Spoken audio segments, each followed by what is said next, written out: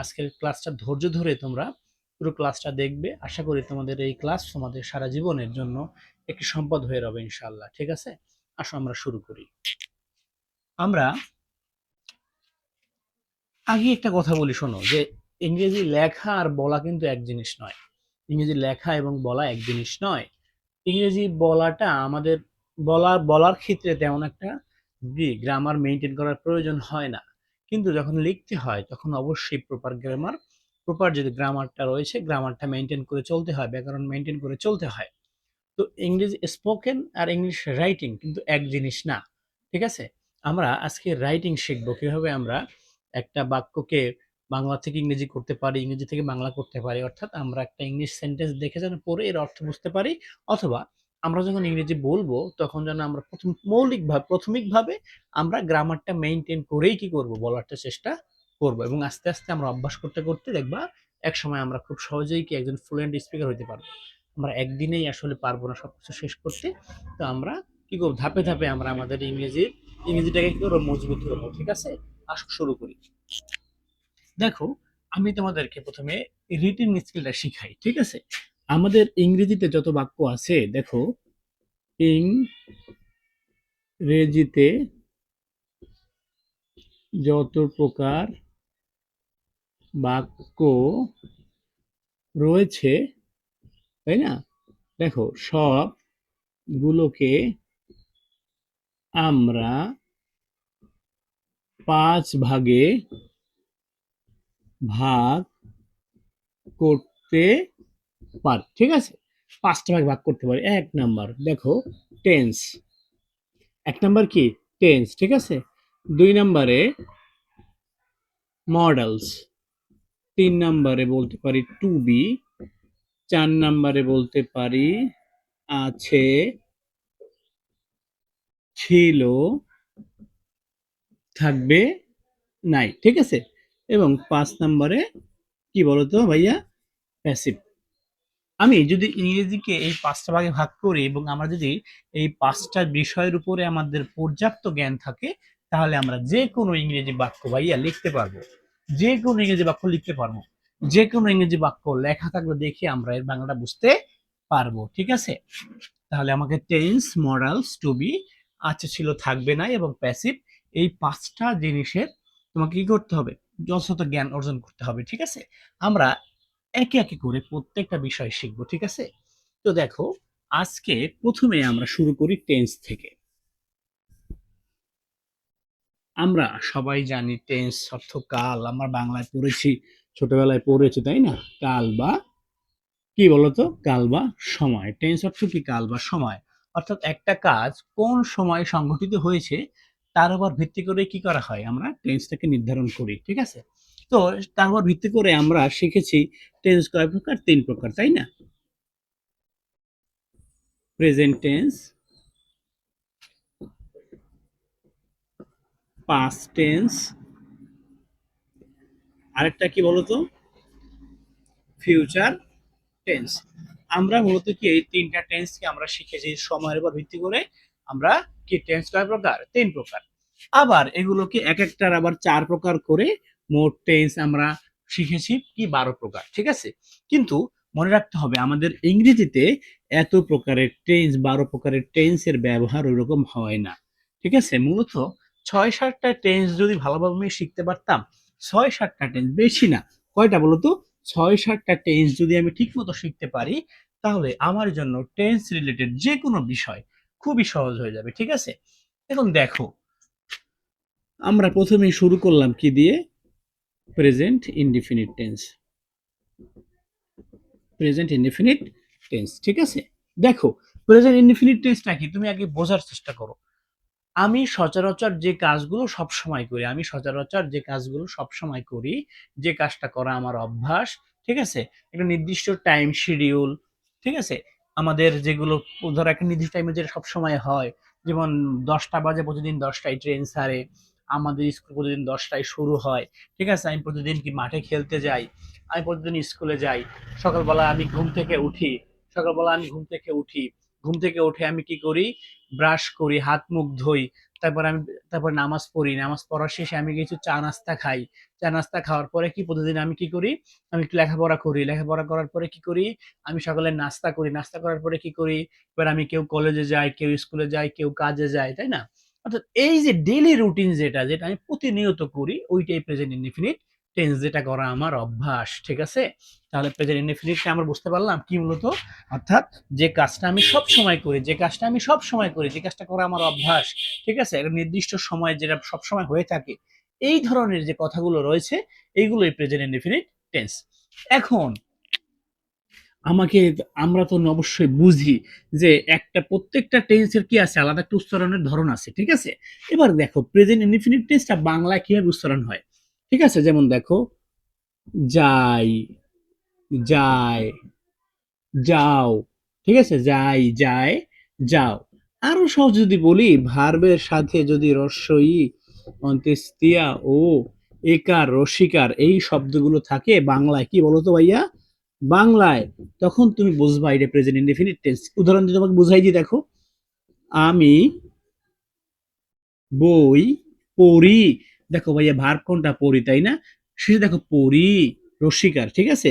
দেখো সে বই পড়ে, দেখো একার, ঠিক আছে। এবার দেখো তুমি বই পড়ো, দেখো পড়ো, ডররা কিন্তু উচ্চারণটা কি হয়, ওকার হয় না ভাইয়া, পড়ো, ঠিক আছে। যেমন দেখো, সে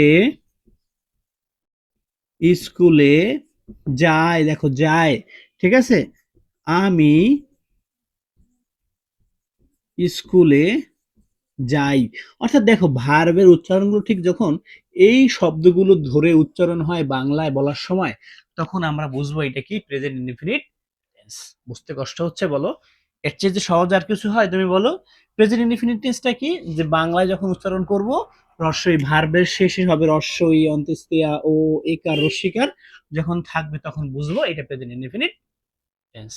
তাহলে আমি যদি বুঝি প্রেজেন্ট ইনডিফিনিট টেন্স, এটাকে ইংরেজিতে বলতে পারবো না আমি, বলো? ইংরেজিতে অবশ্যই বলতে পারবো। আমি জানি কি, আমি কি জানি বলো তো, আমি জানি প্রেজেন্ট ইনডিফিনিট টেন্সে কি হয় বলো তো, ভার্বের প্রেজেন্ট ফর্ম হয়, অথবা প্রেজেন্ট ফর্মের সাথে এস অথবা ইএস যুক্ত করতে হয়। তাহলে পারবো না বলো? না পারার কোনো কারণ আছে? কোনো কারণ নাই। সাবজেক্ট যদি কি হয়, থার্ড পারসন সিঙ্গুলার নাম্বার হয়, তখন আমি কি করব, ভার্বের সাথে এস অথবা ইএস যুক্ত করব, বাকি সব সময় ভার্বের প্রেজেন্ট ফর্ম ব্যবহার করব। তাহলে থার্ড ফর্ম গুলো কি, থার্ড পারসন গুলো আমরা বুঝি কি, আমি আর তুমি বাদে, আমি তুমি বাদে অন্য যা সব কি থার্ড পারসন, তাই না? আমি তোমাকে আরো সহজে বলি, তুমি কেন বুঝবে না? আমি তোমাকে আরো সহজে বলি, যেমন দেখো, সে, ঠিক আছে, সে, ইহা, সে, ইহা, কোনো ব্যক্তির নাম, কোনো ব্যক্তির নাম, কোনো বস্তুর নাম, এগুলো থার্ড পারসন সিঙ্গুলার নাম্বার, ঠিক আছে। আর যা আছে সবগুলো কে, প্লুরাল বা অন্য কোনো পার্সন হবে। তাহলে দেখো সে মানে কি, হি অথবা সি, ঠিক আছে না? ইহা মানে কি, ইট। কোনো ব্যক্তির নাম কি, ধরো কি রহিম। কোনো বস্তুর নাম কি, ধরো কি টেবিল, টেবিল, ঠিক আছে। এই তো, এইগুলো কি, এইগুলো হলে গিয়ে present third person singular number. এই ক্ষেত্রে ভার্বের সাথে এস বাই এস যুক্ত করবা, বাকি সব সময় প্রেজেন্ট ইনডিফিনিট টেন্সে তুমি ভার্বের প্রেজেন্ট ফর্ম ব্যবহার করবা। তুমি কি বুঝছো ভাইয়া?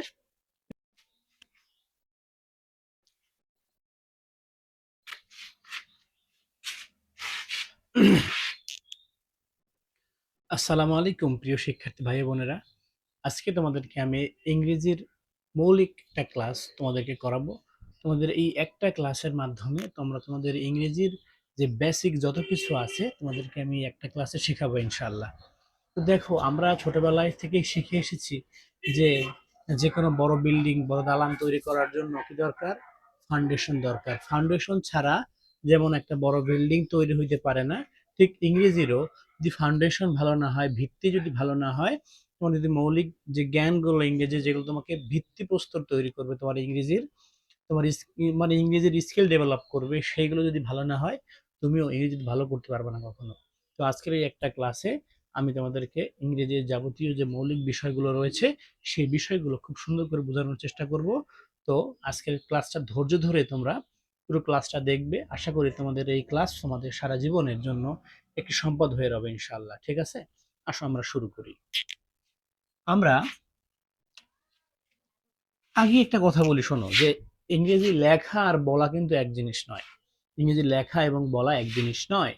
ইংরেজি বলাটা আমাদের বলার ক্ষেত্রে তেমন একটা গ্রামার মেনটেন করার প্রয়োজন হয় না, কিন্তু যখন লিখতে হয় তখন অবশ্যই প্রপার গ্রামার, প্রপার যে গ্রামারটা রয়েছে গ্রামারটা মেনটেন করে চলতে হয়, ব্যাকরণ মেনটেন করে চলতে হয়। তো ইংরেজি স্পোকেন আর ইংলিশ রাইটিং কিন্তু এক জিনিস না। ঠিক আছে, আমরা আজকে রাইটিং শিখবো, কিভাবে আমরা একটা বাক্যকে বাংলা থেকে ইংরেজি করতে পারি, ইংরেজি থেকে বাংলা করতে পারি। অর্থাৎ আমরা একটা ইংলিশ সেন্টেন্স দেখে যেন পড়ে এর অর্থ বুঝতে পারি, অথবা আমরা যখন ইংরেজি বলবো তখন যেন আমরা প্রাথমিকভাবে আমরা গ্রামারটা মেনটেন করেই কি করব, বলারটা চেষ্টা করব। এবং আস্তে আস্তে আমরা অভ্যাস করতে করতে দেখবা এক সময় আমরা খুব সহজেই কি একজন ফ্লুয়েন্ট স্পিকার হতে পারবো। আমরা একদিনেই আসলে পারবো না সবকিছু শেষ করতে। তো আমরা কি করবো, ধাপে ধাপে আমরা আমাদের ইংরেজিটাকে কি করবো, মজবুত করবো। ঠিক আছে, আসো শুরু করি। দেখো, আমি তোমাদেরকে প্রথমে রিটিং স্কিলটা শিখাই। ঠিক আছে, আমাদের ইংরেজিতে যত বাক্য আছে, দেখো, ইংরেজিতে যত প্রকার বাক্য রয়েছে, তাই না, দেখো সবগুলোকে আমরা 5 ভাগে ভাগ করতে পারি। ঠিক আছে, 5টা ভাগে ভাগ করতে পারি। 1 নাম্বার দেখো টেন্স, 1 নাম্বার কি টেন্স। ঠিক আছে, 2 নাম্বারে মডেলস, 3 নাম্বারে বলতে পারি টু বি, 4 নাম্বারে বলতে পারি আছে, ছিল, থাকবে, নাই। ঠিক আছে, এবং 5 নাম্বারে কি বলতো ভাইয়া, প্যাসিভ। আমি যদি ইংরেজিকে এই 5টা ভাগে ভাগ করি এবং আমরা যদি এই 5টা বিষয়ের উপরে আমাদের পর্যাপ্ত জ্ঞান থাকে, তাহলে আমরা যে কোনো ইংরেজি বাক্য ভাইয়া লিখতে পারবো, যে কোনো ইংরেজি বাক্য লিখতে পারবো, যে কোনো ইংরেজি বাক্য লেখা থাকলে দেখে আমরা এর বাংলাটা বুঝতে পারবো। ঠিক আছে, তাহলে আমাকে টেন্স, মডালস, টু বি, আছে, ছিল, থাকবে না এবং প্যাসিভ, এই 5টা জিনিসের তোমাকে কি করতে হবে, যথাযথ জ্ঞান অর্জন করতে হবে। ঠিক আছে, আমরা একে একে করে প্রত্যেকটা বিষয় শিখবো। ঠিক আছে, তো দেখো, আজকে প্রথমে আমরা শুরু করি টেন্স থেকে। আমরা সবাই জানি টেন্স অর্থ কাল, আমরা বাংলায় পড়েছি, ছোটবেলায় পড়েছি, তাই না? কাল বা কি বলতো, কাল বা সময়। টেন্স অর্থ কি, কাল বা সময়। অর্থাৎ একটা কাজ কোন সময় সংঘটিত হয়েছে তার উপর ভিত্তি করে কি করা হয়, আমরা টেন্সটাকে নির্ধারণ করি। ঠিক আছে, তো তার উপর ভিত্তি করে আমরা শিখেছি টেন্স কয় প্রকার, 3 প্রকার, তাই না? প্রেজেন্ট টেন্স, পাস্ট টেন্স, আরেকটা কি বলতো, ফিউচার টেন্স। আমরা মূলত কি এই 3টা টেন্সকে আমরা শিখেছি সময়ের উপর ভিত্তি করে। আমরা কি টেন্স কয় প্রকার, 3 প্রকার। আবার এগুলোকে এক একটার আবার 4 প্রকার করে মোট টেন্স আমরা শিখেছি কি 12 প্রকার। ঠিক আছে, কিন্তু মনে রাখতে হবে আমাদের ইংরেজিতে এত প্রকারের টেন্স, 12 প্রকারের টেন্সের ব্যবহার ওইরকম হয় না।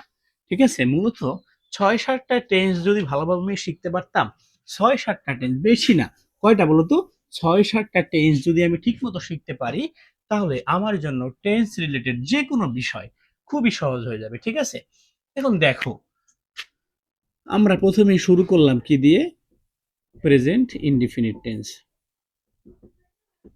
Present indefinite tense. ঠিক আছে, দেখো, প্রেজেন্ট ইনডিফিনিট টেন্সটা কি তুমি আগে বোঝার চেষ্টা করো। আমি সচরাচর যে কাজগুলো সব সময় করি, আমি সচরাচর যে কাজগুলো সব সময় করি, যে কাজটা করা আমার অভ্যাস। ঠিক আছে, একটা নির্দিষ্ট টাইম শিডিউল। ঠিক আছে, আমাদের যেগুলো ধরো একটা নির্দিষ্ট টাইমে যেটা সব সময় হয়, যেমন 10টা বাজে প্রতিদিন 10টায় ট্রেন ছাড়ে, আমাদের স্কুল প্রতিদিন 10টায় শুরু হয়। ঠিক আছে, আমি প্রতিদিন কি মাঠে খেলতে যাই, আমি প্রতিদিন স্কুলে যাই, সকালবেলা আমি ঘুম থেকে উঠি, সকালবেলা আমি ঘুম থেকে উঠে আমি কি করি, ব্রাশ করি, হাত মুখ ধুই, তারপর আমি তারপর নামাজ পড়ি, নামাজ পড়ার শেষে আমি কিছু চা নাস্তা খাই, চা নাস্তা খাওয়ার পরে কি প্রতিদিন আমি কি করি, আমি একটু লেখাপড়া করি, লেখাপড়া করার পরে কি করি, আমি সকালে নাস্তা করি, নাস্তা করার পরে কি করি, এবার আমি কেউ কলেজে যাই, কেউ স্কুলে যায়, কেউ কাজে যায়, তাই না? অর্থাৎ এই যে ডেইলি রুটিন যেটা যেটা আমি প্রতিনিয়ত করি ওইটাই প্রেজেন্ট ইনডিফিনিট টেন্স, যেটা করা আমার অভ্যাস। ঠিক আছে, তাহলে প্রেজেন্ট ইনডিফিনিটটা আমরা বুঝতে পারলাম কি মূলত, অর্থাৎ যে কাজটা আমি সব সময় করি, যে কাজটা আমি সব সময় করি, যে কাজটা করা আমার অভ্যাস, ঠিক আছে, একটা নির্দিষ্ট সময় যেটা সব সময় হয়ে থাকে, এই ধরনের যে কথাগুলো রয়েছে এইগুলোই প্রেজেন্ট ইনডিফিনিট টেন্স। এখন আমাকে, আমরা তো অবশ্যই বুঝি যে একটা প্রত্যেকটা টেন্সের কি আছে, আলাদা একটা উচ্চারণের ধরন আছে, ঠিক আছে। এবার দেখো প্রেজেন্ট ইনডিফিনিট টেন্সটা বাংলায় কিভাবে উচ্চারণ হয়, ঠিক আছে। যেমন দেখো, যাই, যায়, যাও, ঠিক আছে, যাই, যায়, যাও। আরো সহজ যদি বলি, ভার্বের সাথে যদি রস্বই, অন্ত্যেষ্টিয়া ও একার, রসিকার এই শব্দগুলো থাকে বাংলায়, কি বলতো ভাইয়া, বাংলায়, তখন তুমি বুঝবা এটা প্রেজেন্ট ইনডেফিনিট টেন্স। উদাহরণ দিয়ে তোমাকে বুঝাই দিই, দেখো, আমি বই পড়ি, দেখো ভাইয়া ভার্ব কোনটা, পড়ি, তাই না? শেষে দেখো পড়ি, রসিকার, ঠিক আছে। দেখো সে বই পড়ে, দেখো একার, ঠিক আছে। এবার দেখো তুমি বই পড়ো, দেখো পড়ো, ডররা কিন্তু উচ্চারণটা কি হয়, ওকার হয় না ভাইয়া, পড়ো, ঠিক আছে। যেমন দেখো, সে স্কুলে যায়, দেখো যায়, ঠিক আছে। আমি স্কুলে যাই। অর্থাৎ দেখো ভার্বের উচ্চারণগুলো ঠিক যখন এই শব্দগুলো ধরে উচ্চারণ হয় বাংলায় বলার সময়, তখন আমরা বুঝবো এটা কি প্রেজেন্ট ইনডিফিনিট টেন্স। বুঝতে কষ্ট হচ্ছে বলো? এর চেয়ে যে সহজ আর কিছু হয় তুমি বলো? প্রেজেন্ট ইনডিফিনিট টেন্সটা কি, যে বাংলায় যখন উচ্চারণ করব রস্বই, ভার্বের শেষে হবে রস্বই, অন্ত্যেষ্টিয়া ও একার, রস্যিকার যখন থাকবে তখন বুঝবো এটা প্রেজেন্ট ইনডিফিনিট টেন্স। তাহলে আমি যদি বুঝি প্রেজেন্ট ইনডিফিনিট টেন্স, এটাকে ইংরেজিতে বলতে পারবো না আমি, বলো? ইংরেজিতে অবশ্যই বলতে পারবো। আমি জানি কি, আমি কি জানি বলো তো, আমি জানি প্রেজেন্ট ইনডিফিনিট টেন্সে কি হয় বলো তো, ভার্বের প্রেজেন্ট ফর্ম হয় অথবা প্রেজেন্ট ফর্মের সাথে এস অথবা ইএস যুক্ত করতে হয়। তাহলে পারবো না বলো? না পারার কোনো কারণ আছে? কোনো কারণ নাই। সাবজেক্ট যদি কি হয়, থার্ড পারসন সিঙ্গুলার নাম্বার হয়, তখন আমি কি করব, ভার্বের সাথে এস অথবা ইএস যুক্ত করব, বাকি সব সময় ভার্বের প্রেজেন্ট ফর্ম ব্যবহার করব। তাহলে থার্ড ফর্ম গুলো কি, থার্ড পারসন গুলো আমরা বুঝি কি, আমি আর তুমি বাদে, আমি তুমি বাদে অন্য যা সব কি থার্ড পারসন, তাই না? আমি তোমাকে আরো সহজে বলি, তুমি কেন বুঝবে না, আমি তোমাকে আরো সহজে বলি। যেমন দেখো, সে, ঠিক আছে, সে, ইহা, সে, ইহা কোনো ব্যক্তির নাম, কোনো ব্যক্তির নাম, কোনো বস্তুর নাম, এগুলো থার্ড পারসন সিঙ্গুলার নাম্বার, ঠিক আছে। আর যা আছে সবগুলো কে প্লুরাল বা অন্য কোনো পার্সন হবে। তাহলে দেখো সে মানে কি, হি অথবা সি, ঠিক আছে না? ইহা মানে কি, ইট। কোন ব্যক্তির নাম কি, ধরো কি রহিম। কোন বস্তুর নাম কি, ধরো কি টেবিল, টেবিল, ঠিক আছে। এই তো, এইগুলো কি, এইগুলো হলে গিয়ে present third person singular number. এই ক্ষেত্রে ভার্বের সাথে এস বাই এস যুক্ত করবা, বাকি সব সময় প্রেজেন্ট ইনডিফিনিট টেন্সে তুমি ভার্বের প্রেজেন্ট ফর্ম ব্যবহার করবা। তুমি কি বুঝছো ভাইয়া? এবার দেখো আমি কিভাবে খুব সহজে এই বাক্যগুলোকে ইংরেজিতে ট্রান্সলেট করতে পারি, ঠিক আছে। এখন দেখো, তুমি জানো যে সেন্টেন্স কয় প্রকার, সেন্টেন্স কয় প্রকার বলো, তোমার আছে সেন্টেন্স পাঁচ প্রকার। কয় প্রকার? সেন্টেন্স পাঁচ প্রকার। এই সেন্টেন্স পাঁচ প্রকার, এইখানে যদি অ্যাসার্টিভ সেন্টেন্স, এগুলো সব কি বলতো, অ্যাসার্টিভ সেন্টেন্স, সাধারণ বাক্য, অ্যাসার্টিভ সেন্টেন্স। ঝামেলা করতেছো কেন?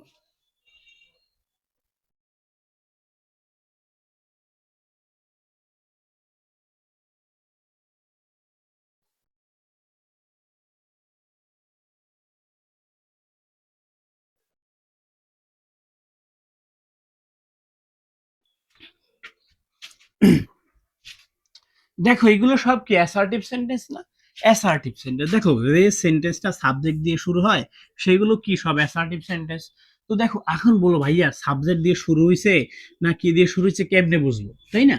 ভার্ব তুমি যখন পাবা, ভার্বকে তুমি প্রশ্ন করবা কে অথবা কারা, এর উত্তরটা হবে সাবজেক্ট। ঠিক আছে, প্রশ্ন করবা কি অথবা কাকে, কি অথবা কাকে, উত্তরটা হবে অবজেক্ট। ঠিক আছে, প্রশ্ন করো পড়ি, তাহলে কে পড়ে, আমি পড়ি, তাহলে বাক্যটা কি দিয়ে শুরু হয়েছে, সাবজেক্ট দিয়ে শুরু হয়েছে না? ঠিক আছে, কে পড়ে, সে পড়ে, তাহলে এটা সাবজেক্ট দিয়ে শুরু হয়েছে। কে পড়ে, তুমি পড়ো।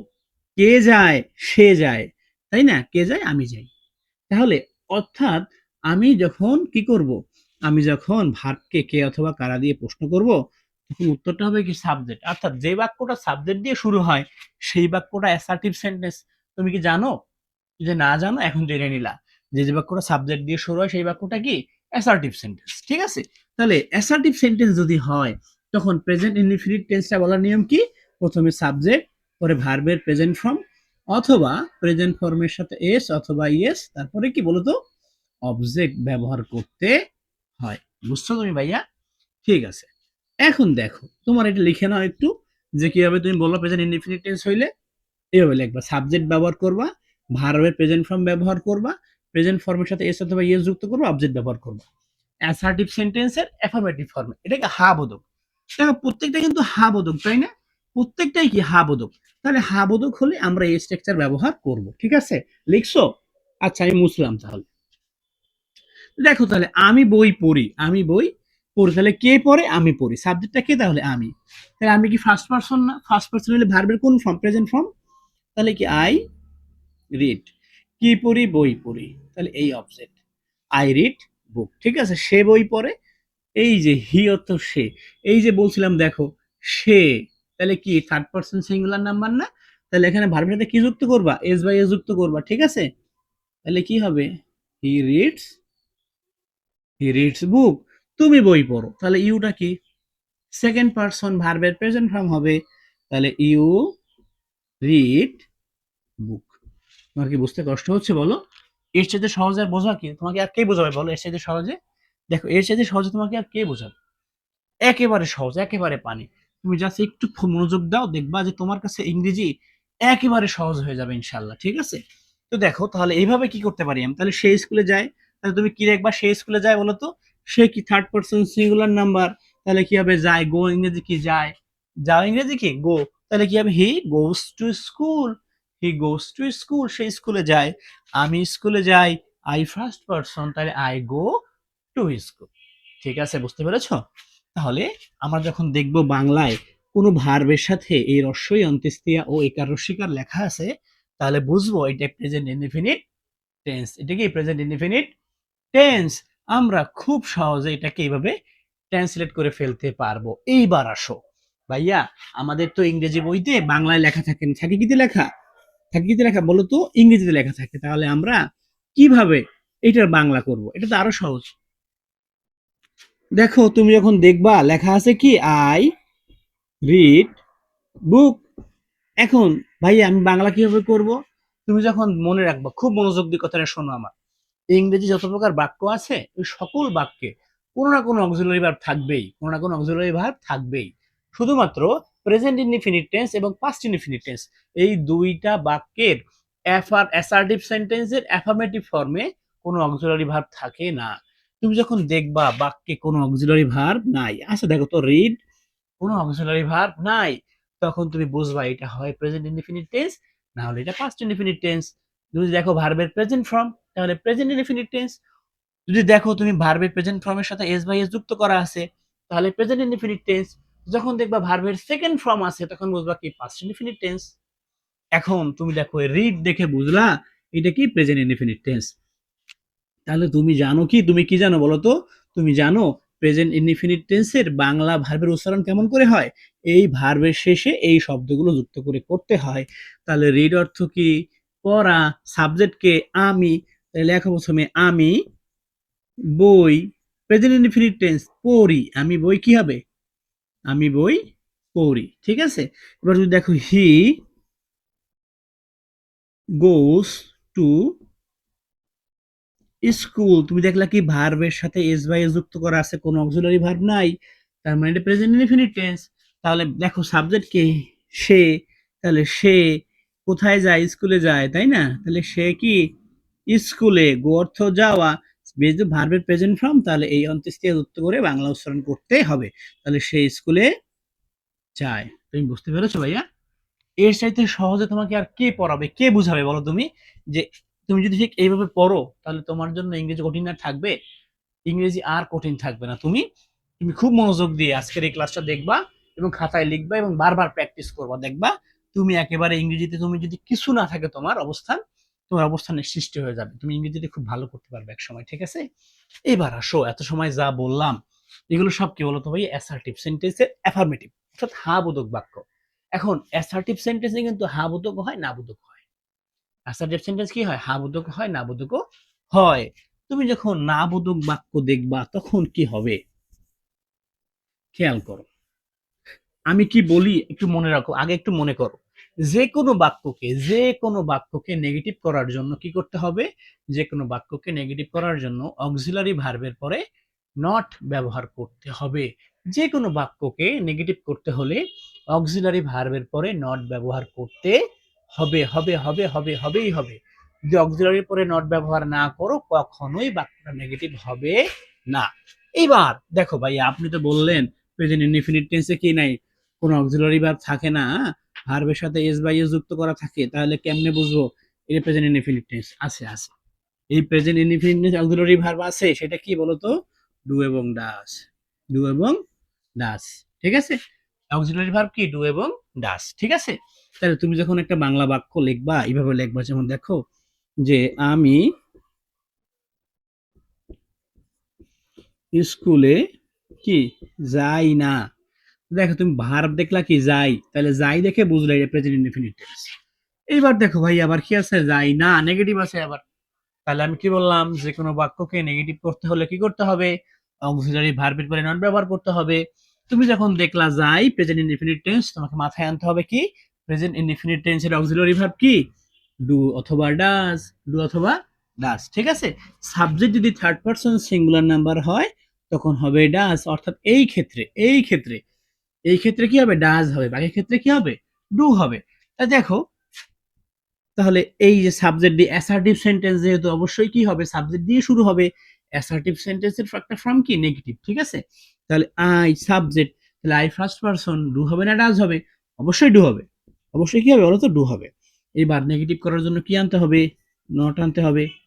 এইবারে ভার্বের প্রেজেন্ট ফর্ম ব্যবহার করো, যেহেতু present indefinite tense. I do not go to school, আমি স্কুলে যাই না, আমি স্কুলে যাই না। তুমি কি বুঝতে পারতেছো? আচ্ছা, আমি স্কুলে যাই না। এবার খেয়াল করো, একটা বাক্য লেখা আছে এইভাবে, যেমন কি he does not want to গো। দেখো এই ডাজ নট, ডু, ডাজ বলে ভার, কোন কোন টেন্সের অক্সিলারি ভার? প্রেজেন্ট ইনডিফিনিট টেন্সের অক্সিলারি ভার। তা তুমি দেখেই বুঝলা কি এটা প্রেজেন্ট ইনডিফিনিট টেন্স। ওয়ান্ট অর্থ কি? চাওয়া। তাহলে সাবজেক্ট কি? যেহেতু হি, তাহলে কি হবে? সে চায় না। সে কি? চায় না। চায় কেন বললাম? ওই যে প্রেজেন্ট ইনডিফিনিট টেন্সের ওয়ান্ট অর্থ চাওয়া, তাহলে যেহেতু সাবজেক্ট সে, তাহলে কি হবে? চায়। তাহলে সে যেতে চায় না। To go. আরো সহজে বলি, ভার্বের আগে যদি টু থাকে, টু প্লাস ভিয়ান হয়, তখন ভার্বের উচ্চারণ যুক্ত করা হয় কি? তয়কারে তে যুক্ত করে হয়। তাহলে গো অর্থ যাওয়া, তাহলে টু গো অর্থ যেতে। ঠিক আছে? টু ইট অর্থ খেতে। ঠিক আছে? টু প্লে খেলতে। ঠিক আছে? অর্থাৎ ভার্বের আগে যখন টু আসে তখন তয়কারিতে যুক্ত করে বাংলা উচ্চারণ করতে হয়। আরো মনে রাখবা, ভার্বের আগে যখন টু থাকে তখন ওইটা ওই বাক্যের মূল ভার্ব হয় না। এটা কি ভার্ব হয়? ইনফিনিট ভার্ব হয়। কি ভার্ব হয়? Infinite verb. ঠিক আছে? বুঝতে পেরেছো? তাহলে গো অর্থ যাওয়া, তাহলে কি হবে? সে যেতে চায় না, সে যেতে চায় না। ঠিক আছে? তাহলে নেগেটিভ করতে পারবা না তুমি এখন যে কোনো বাক্যকে? পারবা না বলো? তাহলে আমি তোমাকে একটা বলি, তোমার সেটা নেগেটিভ করবা। তাহলে আমি ইংরেজি শিখতে চাই আর আমি ইংরেজি শিখতে চাই না, এই দুইটার ইংরেজি কি হবে তোমরা আমাকে কমেন্টস করে জানাবা। ঠিক আছে? এইবার আসো, তাহলে আমরা কি শিখলাম? অ্যাসার্টিভ সেন্টেন্সটা শিখলাম, প্রেজেন্ট ইনডিফিনিট টেন্সের অ্যাসার্টিভ সেন্টেন্সটা আমরা শিখলাম। এইবার আসো, অ্যাসার্টিভ এর পরে কি ধরো আসে? Interrogative sentence. কি আসে? ইন্টারোগেটিভ। ইন্টারোগেটিভ অর্থ কি বলতো? প্রশ্নবোধক বাক্য। অর্থ কি?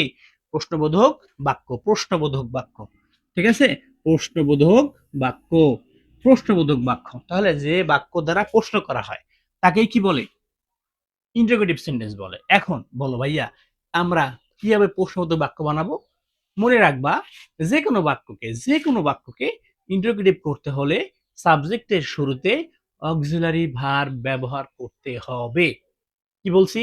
যে কোনো বাক্যকে প্রশ্নবোধক করতে হলে অক্সিলারি ভার্বের কি হবে? সাবজেক্টের শুরুতে অক্সিলারি ভার্ব ব্যবহার করতে হবে। আমি আবার বলি, যে কোনো বাক্যকে ইন্টারোগেটিভ করতে হলে সাবজেক্টের শুরুতে অক্সিলারি ভার্ব ব্যবহার করতে হবে। ক্লিয়ার? আচ্ছা, এবার খেয়াল করো কি শিখতেছি বলো তো? ইন্টারোগেটিভ সেন্টেন্স, ঠিক আছে? এবার দেখো, সে কি যেতে চায়? সে কি যেতে চায়? এখন তুমি ইংরেজি শিখতেছো, ইংরেজি থেকে বাংলা শিখতেছো, অর্থাৎ তুমি মূলত কি করতেছো? এখানে স্পোকেন শিখতেছো এবং লেখা শিখতেছো একসাথে, গ্রামার আইটেম মিলায়, ঠিক আছে? এইবার মনে রাখবা, তুমি যখন প্রশ্নবোধক একটা কাউকে প্রশ্ন করবা, প্রশ্ন করার সিস্টেম দুইটা। প্রশ্ন করার সিস্টেম কয়টা? দুইটা। খুব খেয়াল, প্রশ্ন করার সিস্টেম কয়টা? দুইটা, দুইটা, দুইটা। একটা প্রশ্ন এমন প্রশ্ন যে প্রশ্নের উত্তরটা হ্যাঁ অথবা না দিয়ে দেওয়া যায়, যে প্রশ্নের উত্তরটা কি দেওয়া যায়? হ্যাঁ অথবা না দিয়ে দেওয়া যায়। আরেকটা যে প্রশ্নের উত্তর হ্যাঁ অথবা না দিয়ে দেওয়া যায় না। খুব মনোযোগ দিয়ে শুনতেছো কিন্তু। একটা প্রশ্নের উত্তর কি বলছি? হ্যাঁ বা না দিয়ে দেওয়া যায়। আর একটা উত্তর হ্যাঁ বা না দিয়ে দেওয়া যায় না। যে প্রশ্নের উত্তর হ্যাঁ বা না দিয়ে দেওয়া যায়, তুমি যখন এইরকম প্রশ্ন করবা, তখন জাস্ট তুমি শুধুমাত্র সাবজেক্টের শুরুতে অক্সিলারি ভার্ব ব্যবহার করবা, ঠিক আছে? আর যখন দেখবা হ্যাঁ বা না দিয়ে দেওয়া যায় না, তখন তুমি অক্সিলারি ভার্বের শুরুতে আর একটা ডাব্লিউএস কোশ্চেন ব্যবহার করতে হবে। আমি তোমাকে শিখাই দেবো, দেখো, তুমি জাস্ট খেয়াল করো। তাহলে সে কি যেতে চায়, এর উত্তরটা কি বলো তো? হ্যাঁ যেতে চায় বা না যায় না, তাহলে হ্যাঁ বা না দিয়ে দেওয়া যায়। এবার দেখো মেইন ভার্ব কোনটা? চায়। আমি বলছিলাম কি, তয়কারের তে যুক্ত হইলে কি টু প্লাস ভি ওয়ান, অর্থাৎ যে ভার্বের আগে টু থাকে সেই দুই বাক্যের মূল ভার্ব হয় না, ঠিক আছে? আরো সহজে বলি, যে ভার্বটা দ্বারা বাক্যের অর্থ পরিপূর্ণতা পায় সেইটাই কি ফিনিট ভার্ব, সেইটাই সমাপিকা ক্রিয়া, ঠিক আছে? তাহলে সে কি যেতে কোনো অর্থ আছে? নাই। তাহলে আমি এই ভার্ব ধরে কি করব না, ইংরেজি ট্রান্সলেট করব না। তাহলে সে কি যেতে চায়, এইবার কিন্তু বাক্য অর্থটা পরিপূর্ণ। তাহলে এইবার হবে চাই, তাহলে চাই কোন টেন্স? কোন টেন্স? কোন টেন্স? Present indefinite tense. চাই কোন টেন্স? Present indefinite tense. এখন তাহলে তোমাকে দেখতে হবে, বলছি কি যে কোনো বাক্যকে ইন্টিগ্রেটিভ আকারে বলতে গেলে কি লাগবে? সাবজেক্টের শুরুতে অক্সিলারি ভার্ব লাগবে। তাহলে প্রেজেন্ট ইনডিফিনিট টেন্স যেহেতু অক্সিলারি ভার্ব কি? ডু অথবা ডাজ। তাহলে সাবজেক্ট কি? সে। তাহলে সে হইলে কোনটা? থার্ড পারসন সিঙ্গুলার নাম্বার, তাহলে কি হবে? ডাজ, ঠিক আছে? তাহলে কি হবে? ডাজ, ঠিক আছে? এবার সাবজেক্ট ডাজ হি, এবারে মূল verb does he want to go, সে কি যেতে চায়, সে কি যেতে চায়। তোমার কাছে বিষয়টা ক্লিয়ার? তুমি কি পুরোপুরি বুঝতে পারছো? আচ্ছা দেখো, তাহলে আমরা কি শিখলাম? আমরা প্রেজেন্ট ইনডিফিনিট টেন্সটা শিখলাম। প্রেজেন্ট ইনডিফিনিট টেন্সের আমরা অ্যাসার্টিভ সেন্টেন্স শিখলাম। অ্যাসার্টিভ সেন্টেন্সের হ্যাঁ বোধক না বোধক শিখলাম। ইন্টারোগেটিভ করা শিখলাম। বিষয়টা ক্লিয়ার তো? আমরা তাহলে এই যে প্রেজেন্ট ইনডিফিনিট রিলেটেড যত প্রকার বাক্য আছে আমরা ইংরেজি থেকে বাংলা বলতে পারবো তো ইনশাল্লাহ? আর যখন আমরা বাংলা থেকে ইংরেজি বলতে চাবো, অর্থাৎ আমি যখন কথাটা কাউকে ইংরেজিতে বোঝাতে চাবো, তখন আমরা কি বলবো? প্রেজেন্ট ইনডিফিনিট টেন্সের বাক্যগুলো ভার্বের প্রেজেন্ট ফর্ম ব্যবহার করে বলবো। যদি প্রশ্ন করতে চাই তখন ডু অথবা ডাজ ব্যবহার করে প্রশ্ন করব, ঠিক আছে? আচ্ছা, এইবার এই বাক্যটাই খেয়াল করো, উত্তরটা হাবানা দিয়ে দেওয়া যায় কিনা তোমরাই আমাকে বলবা, ঠিক আছে? সে কখন যেতে চায়, এই প্রশ্নের উত্তরটা কি হা বা না দিয়ে দেওয়া যায়? তুমি বলো, যায় দেওয়া? কখনোই যায় না। তাহলে তখন তুমি যখন এই প্রশ্নটা কাউকে ইংরেজিতে বলতে চাইবা, তখন কি করবা? এক ডাব্লিউএস কোশ্চেন দিয়ে শুরু করবা। এখন কোন ডাব্লিউএস কোশ্চেন আনবা? এইখানেই লেখা থাকবে কখন। কখন ইংরেজি কি? হোয়েন, ঠিক আছে? এইবার স্বাভাবিক নিয়ম, অক্সিলারি ভার্ব তারপরে সাবজেক্ট। তাহলে হোয়েন, এই যে চায় ভার্বের প্রেজেন্ট ফর্ম, তার মানে এটা কি? যায় প্রেজেন্ট ইনডিফিনিট টেন্সের বাংলা উচ্চারণ, তাহলে এখানে ডু অথবা ডাজ হবে। সাবজেক্ট কি? হি, তাহলে কি হবে? ডাজ হবে, তাই না? তাহলে when does he want to go, সে কখন যেতে চায়। When does he want to go, সে কখন যেতে চায়। তোমার কাছে কি বিষয়টা ক্লিয়ার, পরিপূর্ণ? আচ্ছা, ইনশাআল্লাহ তোমরা যদি এইভাবে শেখো, বুঝে বুঝে শেখো, তোমাদের কাছে ইংরেজি দেখবা সবচেয়ে সহজ মনে হবে, সবচেয়ে মজাদার লাগবে। ঠিক আছে? তোমরা তখন আনন্দ নিয়ে ইংরেজি শিখতে পারবা। ঠিক আছে? আচ্ছা। এবার তাহলে আমরা কি প্রেজেন্ট ইনডিফিনিট টেন্সটা কি আজকের মতো বিদায় নিব? প্রেজেন্ট ইনডিফিনিট আজকের মতো শেষ করি। ঠিক আছে? আচ্ছা। প্রেজেন্ট ইনডিফিনিট টেন্স আজকের মতো এই পর্যন্তই বললাম। এইবারে আসো পাস্ট ইনডিফিনিট টেন্স। এবার কি? Past indefinite tense.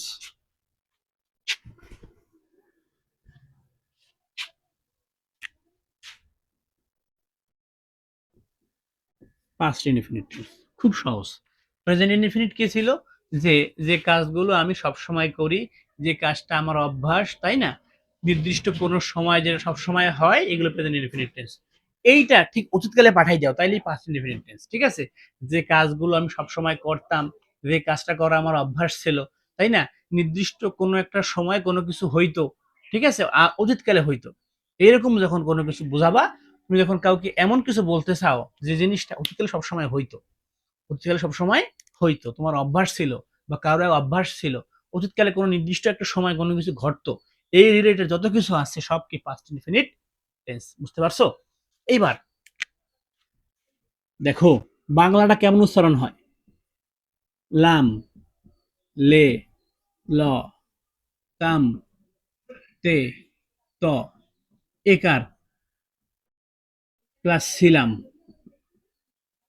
একার প্লাস ছিলে, একার প্লাস ছিল, এগুলো কি বাংলা উচ্চারণ। ঠিক আছে? আর তুমি জানো পাস্ট ইনডিফিনিট টেন্সের ইংরেজি কি? প্রথমে সাবজেক্ট, ভার্বের সেকেন্ড ফর্ম অবজেক্ট। অ্যাসার্টিভ সেন্টেন্সের ক্ষেত্রে কি সেন্টেন্স? অ্যাসার্টিভ সেন্টেন্সের ক্ষেত্রে। তাহলে বলছিলাম ওই যে মনে করো যে সব ইংরেজি বাক্যে কোনো না কোনো অক্সিলারি ভার্ব থাকে, শুধুমাত্র present indefinite tense affirmative, past indefinite tense affirmative, এই দুইটা বাক্যে অক্সিলারি ভার্ব থাকে না। দেখো ভার্বের সেকেন্ড ফর্ম তার মানে কি? Past indefinite tense. ঠিক আছে? এবার দেখাই তোমাকে। আমি স্কুলে গিয়েছিলাম, ভার কোনটা? গিয়েছিলাম। এবার দেখো এই একার, এই প্লাস ছিলাম, একার প্লাস ছিলাম, তার মানে কি এইটা? তাহলে পাস্ট ইনডিফিনিট টেন্স, তাই না? বাংলা বললাম কি এটা পাস্ট ইনডিফিনিট টেন্স। তাহলে এই গো হবে কি? ওয়েন্ট হয়ে যাবে। গোর সেকেন্ড ফর্ম কি? ওয়েন্ট। তাহলে আই কি? ওয়েন্ট টু স্কুল, আমি স্কুলে যেতাম, আমি স্কুলে যেতাম। ঠিক আছে? আমি ক্রিকেট খেলতাম, আমি ক্রিকেট খেলতাম। দেখো খেলা, এই তাম, তার মানে কি? এটা পাস্ট ইনডিফিনিট টেন্স। তাহলে খেলা ইংরেজি প্লে হবে, তাহলে কি? প্লেড। ঠিক আছে? তাহলে কি হবে? I played cricket. ঠিক আছে? তাহলে আমি তোমাকে সহজে মনে করাই দিই যে পাস্ট ইনডিফিনিট টেন্সটা তুমি কখন বলবা, ভার্বের সেকেন্ড ফর্ম দিয়ে তুমি কখন ইংরেজি বলবা, তখন তুমি এমন কিছু বোঝাতে বোঝাতে চাচ্ছ যে যে কাজটা তুমি বা অন্য কেউ বা যে কেউ অতীতকালে করতো, সবসময় অতীতকালে করে থাকতো, নির্দিষ্ট একটা সময় কোনো কিছু সবসময় ঘটতো, এরকম কিছু যখন হবে, তুমি কোনো কাজ করতে অভ্যস্ত ছিলে বা কেউ কোনো কাজ করতে অভ্যস্ত ছিল, এরকম যখন বুঝাবে, তখন তুমি সেটা ভার্বের সেকেন্ড ফর্ম ব্যবহার করে কি করবা? ইংরেজিটা বলবা। ঠিক আছে? বুঝতে পেরেছো? আর তুমি যখন ইংরেজি থেকে বাংলা করতে যাবা, কি করবা? ইংরেজি থেকে বাংলা করতে যাবা, তখন তুমি দেখবা এখানে ভার্বের কোন ফর্ম ব্যবহার করা আছে। ঠিক আছে? দেখো তো তাহলে এখানে তুমি দেখলা কি? ওয়েন্ট লেখা, ভার্বের সেকেন্ড ফর্ম, প্লেড লেখা, ভার্বের সেকেন্ড ফর্ম। আমি বলছিলাম কি বলতো? অক্সিলারি ভার্ব নাই, অক্সিলারি ভার্ব নাই, ভার্বের সেকেন্ড ফর্ম। চোখ বুঝে একেবারে ব্রেনে গেছে নাও, ভার্বের সেকেন্ড ফর্ম থাকলে পাস্ট ইনডেফিনিট টেন্স, ভার্বের সেকেন্ড ফর্ম থাকলে পাস্ট ইনডেফিনিট টেন্স। ঠিক আছে? এবার দেখো তাহলে তুমি দেখলা কি এই যে পাস্ট ইনডেফিনিট টেন্স, তুমি জানো এটা কি? গো এর সেকেন্ড ফর্ম ওয়েন্ট। ঠিক আছে? তাহলে তুমি বাংলা বলবা কি? গো অর্থ যাওয়া, ওয়েন্ট অর্থ গিয়েছিলাম। গো অর্থ যাওয়া, আই গো টু স্কুল, আমি স্কুলে যাই, আই ওয়েন্ট টু স্কুল, আমি স্কুলে যেতাম। আই প্লে ক্রিকেট, আমি ক্রিকেট খেলি, আর আই প্লেড ক্রিকেট, আমি ক্রিকেট খেলতাম। পার্থক্য ক্লিয়ার তো? বুঝতে পেরেছো তো? ঠিক আছে। এইবার এটা তাহলে কি শিখলাম? এটা কি শিখলাম বলো তো? এটা শিখলাম past indefinite tense affirmative, assertive sentence affirmative. এখন আসো ভাইয়া, আমাদের তো সবগুলোই শিখতে হবে নাকি? নেগেটিভ শিখতে হবে, ইন্টারগেটিভ শিখতে হবে, তাই না? সেম কথা মনে রাখবা, যে কোনো বাক্যকে নেগেটিভ করতে হলে কি করতে হবে? অক্সিলারি ভার্বের পরে নট বসাইতে হবে। মনে রাখতে হবে পাস্ট ইনডিফিনিট টেন্স এর অক্সিলারি ভার্ব ডিড। কি বলতো? ডিড। পাস্ট ইনডিফিনিট টেন্স এর অক্সিলারি ভার্ব কি? ডিড। মনে রাখবা ডিড এর পরে সবসময় ভার্বের প্রেজেন্ট ফর্ম ব্যবহার করতে হবে।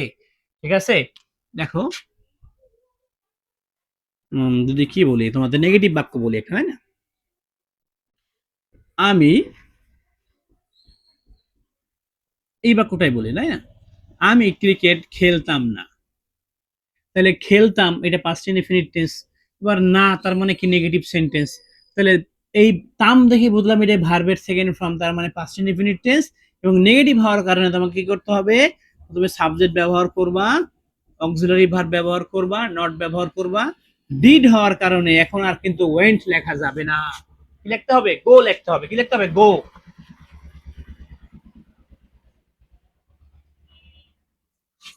তাহলে দেখো ডিড হওয়ার কারণে কি হবে? এখন ভার্বের প্রেজেন্ট ফর্ম। তাহলে খেলা ওয়েন্ট আর হবে? হবে বলো? হবে না। হবে কি? গো। তাহলে আই ডিড নট, সাবজেক্টে লিখি আই ডিড নট, আই কি ডিড নট গো টু, বা I did not, sorry sorry sorry sorry, খেয়াল করো। তাহলে আমি ক্রিকেট খেলতাম না। তাহলে খেলা ইংরেজি কি বলতো? খেলা ইংরেজি কি? প্লে। আর খেলতাম ইংরেজি কি? প্লেড। ঠিক আছে? এবার খেলতাম না, তাহলে পাস্ট ইনডিফিনিট টেন্স এবং নেগেটিভ। তাহলে সাবজেক্ট দিয়ে শুরু করো আই, নেগেটিভ পাস্ট ইনডিফিনিট টেন্সের অক্সিলারি ভার্ব কি? ডিড। নেগেটিভ হওয়ার কারণে কি হবে? নট। তাহলে ডিড হইলে কি বলছি? পরের ভার্বের কোন ফর্ম? Present form. ঠিক আছে? তাহলে আই ডিড নট প্লে, কি বলতো ভাইয়া? Cricket. I did not play cricket. I did not play cricket. তোমার কি বুঝতে কষ্ট হচ্ছে? আশা করি তোমাদের বুঝতে কষ্ট হওয়ার কথা নাই। তাহলে এইভাবে আমরা খুব সহজে কি করতে পারি? যে আমরা ইংরেজির যে মৌলিক ক্লাসটা রয়েছে আমরা এভাবে খুব সহজে শিখতে পারি। এবার খেয়াল করো যে এইটা শিখলাম কি? Negative sentence. তার মানে আমাদের অ্যাসার্টিভ সেন্টেন্স কমপ্লিট। অ্যাসার্টিভ সেন্টেন্সের অ্যাফার্মেটিভ আমরা শিখলাম, নেগেটিভ আমরা শিখলাম। এবার শিখবো ইন্টারোগেটিভ। তো গত ক্লাসটার কথা একটু মনে করো, প্রেজেন্ট ইনডিফিনিটের কথা একটু মনে করো। আমি কি বলেছিলাম? যে যে কোনো বাক্যকে ইন্টারোগেটিভ করতে হলে কি করতে হবে? অক্সিলারি ভার্বের পরে নট বসাতে হবে। মনে আছে তো? অবশ্যই মনে থাকার কথা অবশ্যই। তাহলে এই এই যে পাস্ট ইনডিফিনিট টেন্স এর অক্সিলারি ভার্বটা কি বলতো? ডিড। তাহলে তুমি যখন এই বাক্যটাকে প্রশ্ন করবা তাহলেই তো হয়ে গেল। তাহলে আমি কি ক্রিকেট খেলতাম? আমি কি ক্রিকেট খেলতাম? তাহলে বাক্যটা প্রশ্ন করো, আমি দেখি তোমাদেরকে। আমি কি ক্রিকেট খেলতাম? পাস্ট ইনডিফিনিট টেন্স ভার্ব দেখে তুমি বুঝলা কি এর পাস্ট ইনডিফিনিট টেন্স। তাহলে উত্তরটা কি হ্যাঁ অথবা না দিয়ে দেওয়া যায় না? যায়। তাহলে কি বলবা? Did I play cricket? আমি কি ক্রিকেট খেলতাম? তাহলে বলো ইংরেজি সহজ না কঠিন? অবশ্যই ইংরেজি সহজ। তুমি যদি একটু বুঝে বুঝে পড়ো, তোমার যদি মৌলিক ফাউন্ডেশন ভালো থাকে, তোমার যদি মৌলিকটা, তোমার ইংরেজির যে মূল বিষয়গুলো তুমি যদি ধারণা থাকে তোমার, তাহলে দেখবা ইংরেজিতে তোমার চেয়ে ভালো কেউ করতে পারবে না। যার বেসিক যত ভালো তার ইংলিশ তত ভালো। ঠিক আছে? তুমি আইটিএলস বলো, তুমি যেখানে যাও না কেন, বেসিক ছাড়া ইংলিশে কিচ্ছু হয় না। তোমাকে যে পূর্ণভাবে সেই বেসিক আবার শিখাবে। আমাদের বাচ্চাদেরকে যে সমস্যাগুলো হয় আমাদের স্কুলে কলেজে, আমাদের এই পাশ করার জন্য যা লাগে 33 পাই, মানে 33 পাইলেই এরা খুশি। ঠিক আছে? তো আমাদের এই পড়ার সিস্টেমটা এরকম, 33 পাইলেই খুশি। ঠিক আছে? এর জন্য দেখবা আমাদের মংলার ছেলেপেলেরা কোথাও চান্স পায় না। ঠিক আছে? তাই তোমাদেরকে আমি অনুরোধ করে বলি, খুব অনুরোধ করে বলি, তোমরা ইংরেজিটা একেবারে বেসিক থেকে শেখো। বেসিক ভালো না হইলে কোনো কিছুই ভালো হয় না। যদি তোমার ফাউন্ডেশন ভালো না হয়, তোমার তুমি অত উপরে উঠতে পারবা না। তুমি যদি উপরে উঠতে চাও, তুমি যদি অনেক উপরে উঠতে চাও, তোমাকে বেস, তোমার ভিত্তি ঠিক থাকতে হবে। তুমি দুর্বল ভিত্তির উপরে দাঁড়িয়ে অনেক উঁচু বিল্ডিং তৈরি করতে পারবা না। ঠিক আছে? তোমাকে যদি উঁচু বিল্ডিং নির্মাণ করতে হয়, তোমাকে অবশ্যই কি ফাউন্ডেশন ভালো দিতে হবে। ঠিক আছে? তাহলে এবার দেখো আমরা পাস্ট ইনডিফিনিট শিখলাম, প্রেজেন্ট ইনডিফিনিট শিখলাম। এবার দেখো, এবার আসো ফিউচার ইনডিফিনিট টেন্স।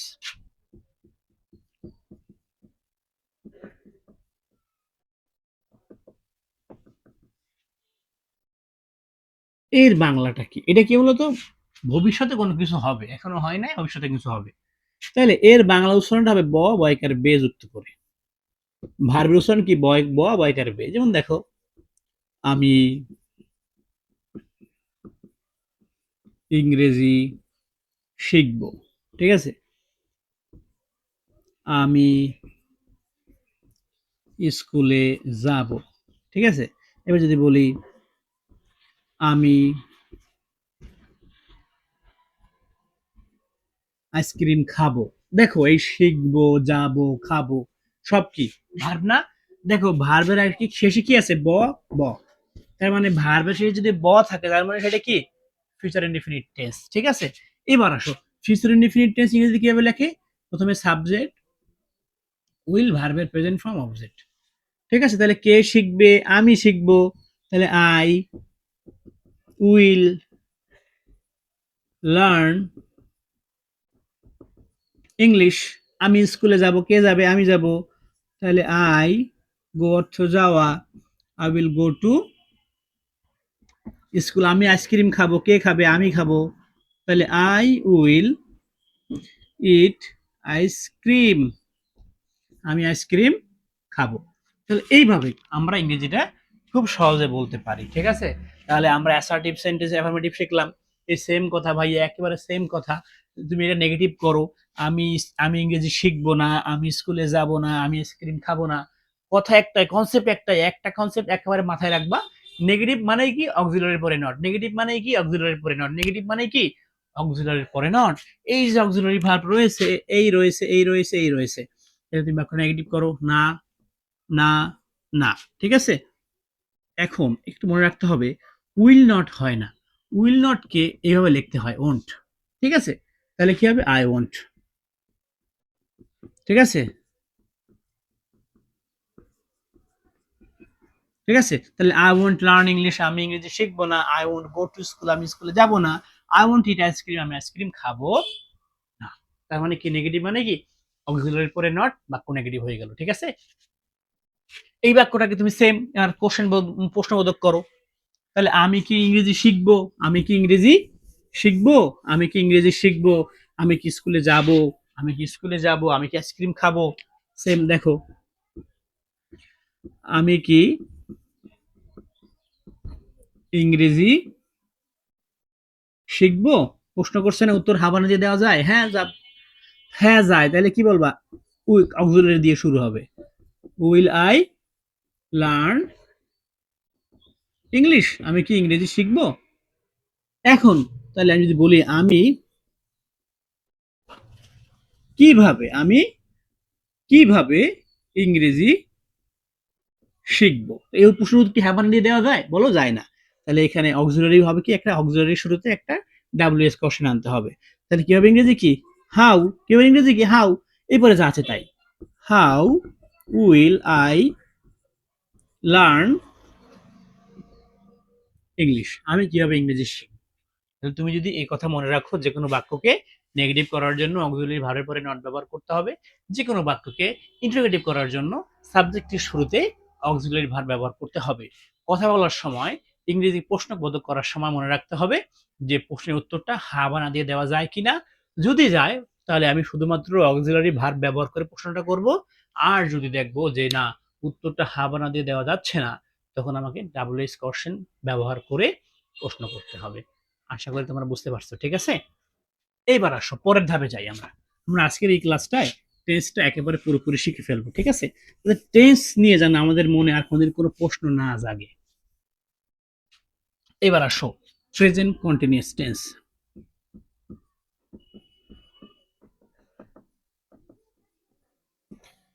সহজ কথা, বুঝবা, আগে ভালো করে বুঝবা। প্রেজেন্ট কন্টিনিউয়াস টেন্স মানে কি? যে কাজটা এই মুহূর্তে চলমান, যে কাজটা এই মুহূর্তে চলমান, ওইটাই প্রেজেন্ট কন্টিনিউয়াস টেন্স। যে কাজটা এই মুহূর্তে চলমান, যে কাজটা এই মুহূর্তে চলমান, বারবার বল, যে কাজটা এই মুহূর্তে চলমান, ওইটাই প্রেজেন্ট কন্টিনিউয়াস টেন্স। যে কাজটা এই মুহূর্তে চলমান, ওইটাই প্রেজেন্ট কন্টিনিউয়াস টেন্স, ঠিক আছে। তাহলে এর বাংলাটা কেমন হবে? বাংলা উচ্চারণ হবে বা ভার্বের সি, স, ছে, চয় ছ, চয় ছয় রশ্মি, চয় ছয় একার, ঠিক আছে। আর ইংরেজিটা কিভাবে বলবো? অ্যাসার্টিভ সেন্টেন্সে প্রথমে সাবজেক্ট, তারপরে এম, ইজ, অথবা আর, তারপরে ভার্বের সাথে আইএনজি যুক্ত করব, অবজেক্ট ব্যবহার করব। ঠিক আছে? তার দেখো, আমি ইংরেজি শিখছি। দেখো শেখাটা ভার্ব, শেষ জায়গা সরিষ্কারে সি। তার মানে এটা কি ভাই বলো তো? Present continuous tense. তাহলে সাবজেক্ট দিয়ে শুরু হয়েছে যে বাক্যটা, তাহলে আই এম, লার্ন অর্থ শেখা, তাহলে আই এম লার্নিং কি?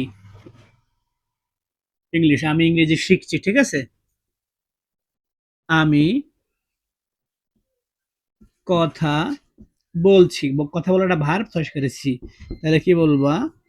আই এম কি? টকিং। আই এম কি? টকিং। আমি কথা বলছি। এবার যদি বলি আমি লিখছি, আমি লিখছি, তাহলে আই এম রাইটিং। আমি খাচ্ছি, আই এম ইটিং। আমি খেলছি, আই এম প্লেয়িং। আমি হাঁটছি, আই এম ওয়ালকিং। আমি দেখছি, আই এম ওয়াচিং। ঠিক আছে? তাহলে আমি যোগাযোগ করছি, আই এম কমিউনিকেটিং। ঠিক আছে? আমি শিখাচ্ছি, আই এম টিচিং। আমি শিখছি, আই এম লার্নিং। অর্থাৎ এই মুহূর্তে কাজটা চলমান, এমনটা যদি বুঝায়, তুমি কি করবা? তুমি কি করবা বলো তো ভাইয়া? প্রেজেন্ট কন্টিনিউয়াস টেন্সের স্ট্রাকচার অনুযায়ী ইংরেজিটা বলবা। ঠিক আছে? আবার তুমি যখন কি করবা, একটা ইংরেজি বাক্য দেখলা, কি বলা আছে যে I am learning English. I am learning English. তুমি দেখলা কি অ্যামিজারের পরে কি আছে? ভার্বের সাথে আইন যুক্ত করা আছে। তাহলে তুমি চোখ বুঝে বুঝবা কি এটা প্রেজেন্ট কন্টিনিউয়াস টেন্স। এর বাংলা উচ্চারণ হবে কি যুক্ত করে? বাংলা ভার্বের সি, স, সে, ছয় স, ছয় ছয় একার, ছয় ছয় রশ্মি। ঠিক আছে? যেমন আই এম টিচিং, তাহলে আমি কি? আমি পড়াচ্ছি। ঠিক আছে? আমি পড়াচ্ছি। হি ইজ টিচিং, সে পড়াচ্ছে। আই এম প্লেয়িং, আমি খেলছি। হি ইজ প্লেয়িং, সে খেলছে। উই আর প্লেয়িং, আমরা খেলছি। দে আর প্লেয়িং, তারা খেলছে। দে আর ওয়াচিং, তারা দেখছে। তাহলে প্রেজেন্ট কন্টিনিউয়াস টেন্স তুমি যখন ইংরেজি দেখবা এমইজারের পরে আইএনজি আছে, তখন তুমি বাংলাটা এইভাবে বলবা। ঠিক আছে? আবার তুমি যখন কাউকে ইংরেজিতে কিছু বলতে চাচ্ছ, এইরকম সিচুয়েশন যে তুমি এই মুহূর্তে কোনো কিছু হচ্ছে, এমন কিছু তুমি তারা বোঝাচ্ছ, তখন তুমি প্রেজেন্ট কন্টিনিউয়াস টেন্স ধরে তাকে তুমি ইংরেজিটা বলবা। ঠিক আছে? এখন এই বাক্যটাকে তুমি সেম ভাবে প্রশ্নবোধক করতে পারো, পারো না? প্রশ্নবোধক করতে পারো, তুমি নেগেটিভ করতে পারো। যেমন দেখো, আমি ইংরেজি শিখছি না, তাহলে I am not learning English. আমি খাচ্ছি না, আই এম নট ইটিং। আমি শিখাচ্ছি না, আই এম নট টিচিং। ঠিক আছে? অক্সিলারি পরে নট বসায় যাবে না, বাক্য ক্লিয়ার। তাহলে সে খেলছে, হি ইজ প্লেয়িং, সে খেলছে না। হি ইজ নট প্লেয়িং, সে খেলছে না। ওকে? যে কোনো বাক্যকে নেগেটিভ করার জন্য অক্সিলারির পরে নট ব্যবহার করতে হবে। আশা করি তোমাদের বুঝতে কষ্ট হয়নি, কারণ তোমরা মোটামুটি বোঝো, আমি বিশ্বাস করি তোমরা কিছু না কিছু শিখেছো। তো তোমাদের জন্য ক্লাসটা একেবারে সহজভাবে বললাম। এই বাক্যটাকে তুমি ইন্টারোগেটিভ করো। আচ্ছা, আমি কি ইংরেজি শিখছি? তাহলে কি হবে? আমি কি ইংরেজি শিখছি? I am. Am I learning English? সে কি ক্রিকেট খেলছে? Is he playing cricket? সে কি মুভি দেখছে? Is he watching movie? Is he watching movie? Is he কি ওয়াচিং মুভি? সে কি মুভি দেখতেছে? ঠিক আছে? এবার যদি বলি সে কিভাবে, তাই না? সে কিভাবে স্কুলে যাচ্ছে? সে কখন স্কুলে যাচ্ছে? তাহলে সে স্কুলে যাচ্ছে। সে কি বলতো? সে স্কুলে যাচ্ছে। চয়েস একার দেখে বুঝলাম কি প্রেজেন্ট কন্টিনিউয়াস টেন্স। তাহলে কি হবে? He is going to school. এবার সে স্কুলে যাচ্ছে না, he is not going to school. সে কি স্কুলে যাচ্ছে? Is he going to school. সে কখন স্কুলে যাচ্ছে? When is he going to school. সে কিভাবে স্কুলে যাচ্ছে? How is he going to school. ঠিক আছে? সে কার সাথে স্কুলে যাচ্ছে? With whom is he going to school. এইভাবে করে আমরা এই বাক্যটাকে অ্যাসার্টিভ, ইন্টারোগেটিভ, নেগেটিভ করতে পারি। তাহলে প্রেজেন্ট কন্টিনিউয়াস টেন্স নিয়ে কোনো প্রশ্ন আছে? থাকলে আমাকে বলতে হবে, আমাকে জানাতে হবে। ঠিক আছে? তোমরা আমাকে জানাতে পারো কিভাবে? তোমরা আমাকে হোয়াটসঅ্যাপে 01938631013 তোমরা আমাকে এই নাম্বারে হোয়াটসঅ্যাপ করতে পারো। আমি তোমাদের সার্বিক যত বিষয় আছে, তো লেখাপড়ার বিষয়ে তোমাদেরকে আমি হেল্প করব। ঠিক আছে? ক্লাস 6 থেকে ইন্টার পর্যন্ত তোমরা আমার সাথে যোগাযোগ করতে পারো। আমি তোমাদেরকে অ্যাকাউন্টিং, ইংরেজি এবং ম্যাথ, এই ৩টা বিষয় তোমাদেরকে আমি হেল্প করব। ঠিক আছে? এবার আসো, প্রেজেন্ট কন্টিনিউয়াস টেন্সটা মনে হয় তোমরা বুঝতে পারছো আশা করি। এবার আসো past continuous tense. Past continuous tense,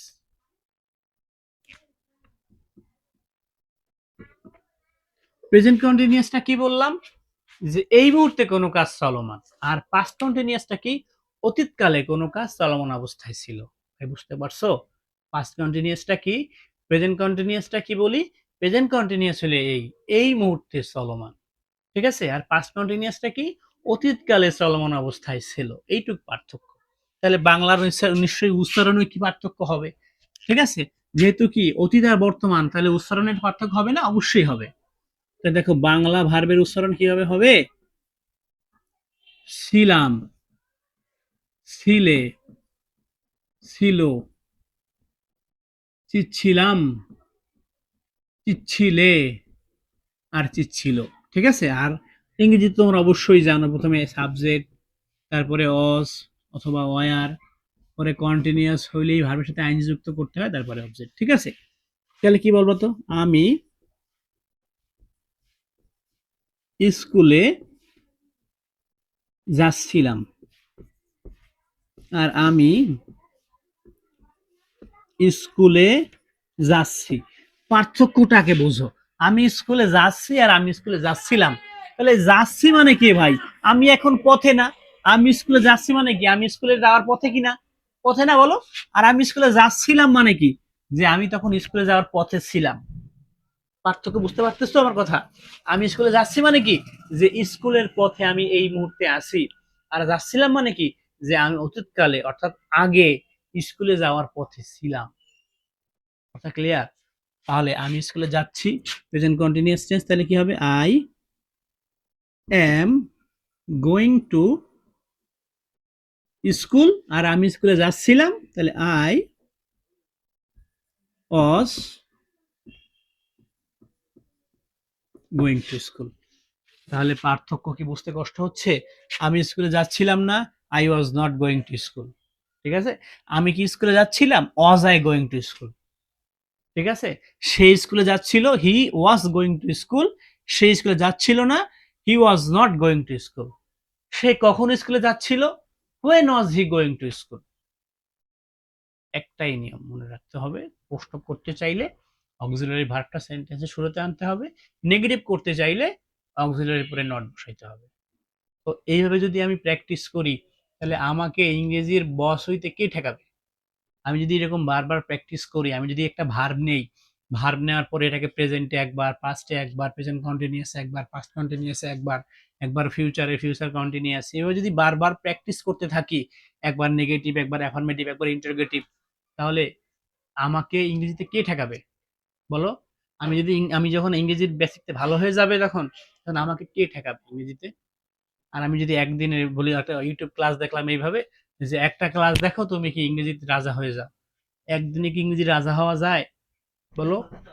একদিনে রাজা হওয়া যায় না। রাজা হইতে গেলে অনেক কাঠখড় পোড়াইতে হয়, অনেক পরিশ্রম করতে হয়, ঠিক আছে। আমাকে পরিশ্রম করা শিখতে হবে। তাহলে পাস্ট কন্টিনিউয়াস তোমরা লিখছো, লিখে রাখো, হ্যাঁ। এইবার আসো, আর দুইটা টেন্স শিখবো, শেখার পরে মূলত আমাদের টেন্সের ক্লাস শেষ হয়ে যাবে। এবার আসো present perfect, present perfect tense. আমি তোমাকে সিচুয়েশনটা আগে একটু বুঝাই। প্রেজেন্ট পারফেক্ট টেন্সটা কি, যে কাজটা শেষ, কাজটা কিছুক্ষণ আগে শেষ হয়ে গেছে, কাজটা কিছুক্ষণ আগে কি হয়ে গেছে, শেষ হয়ে গেছে, কিন্তু কাজের প্রভাবটা এখনো রয়ে গেছে, কাজের প্রভাবটা এখনো রয়ে গেছে।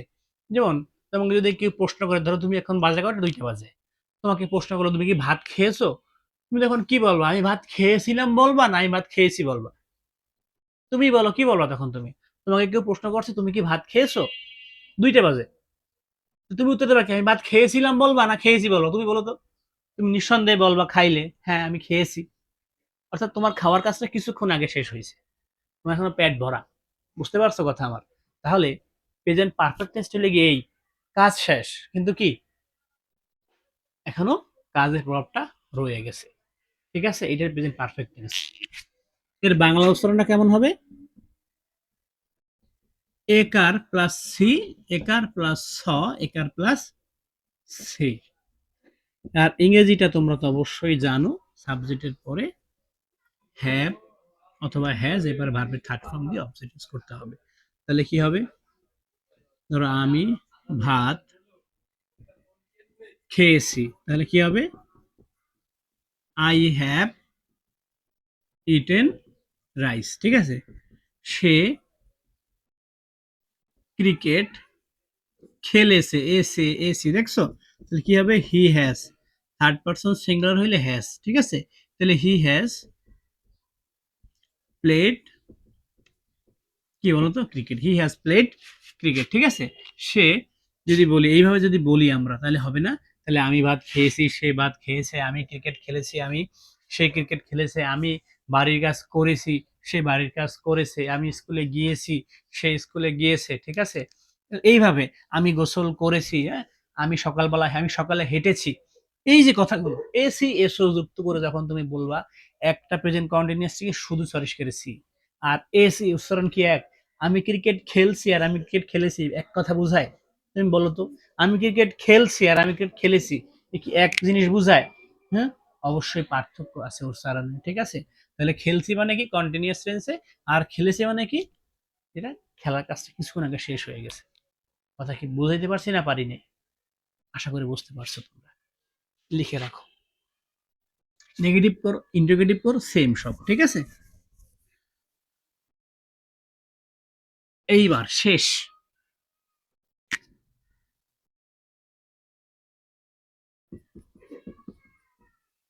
Future perfect continuous.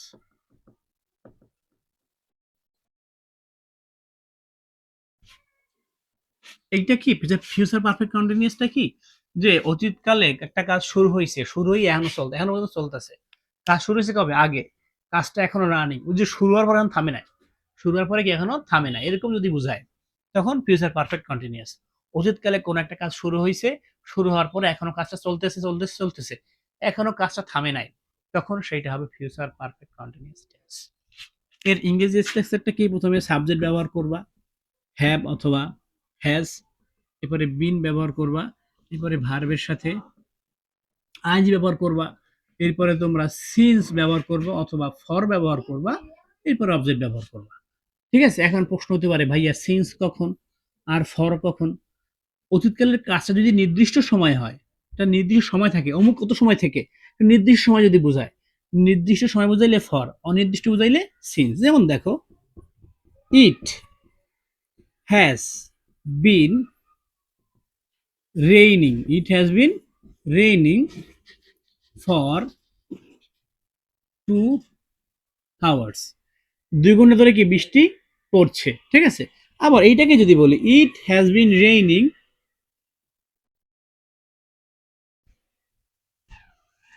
Since morning, এই মর্নিং মানে অনির্দিষ্ট সময়, সকাল থেকে বৃষ্টি হচ্ছে, সকাল থেকে বৃষ্টি হচ্ছে, নির্দিষ্ট সময় বলে নাই, নির্দিষ্ট সময় না বলার কারণে কি লিখছি আমি? সিন্স।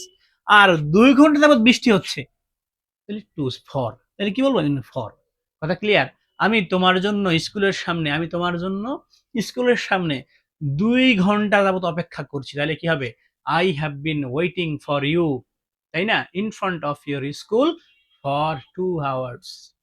তোমার স্কুলের সামনে আমি 2 ঘন্টা যাবত অপেক্ষা করছি। আমি সকাল থেকে তোমার জন্য অপেক্ষা করছি, তাহলে কি বলবা? I have been waiting for you since morning. কথা বুঝতে পেরেছো?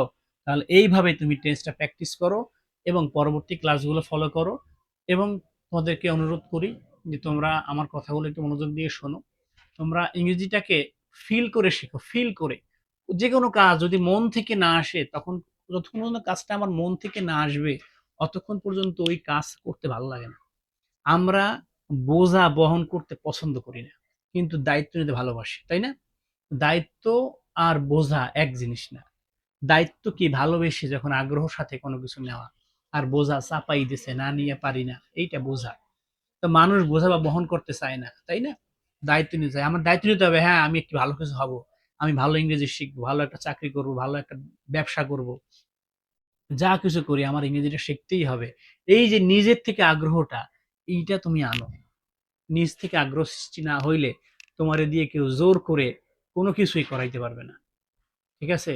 তাহলে জোর দিয়ে যদি কোনো কিছু বাধ্য করে করাইতে, ওর ভিতরে তুমি নিজের কোনো শান্তি খুঁজে পাবে না, তাই না?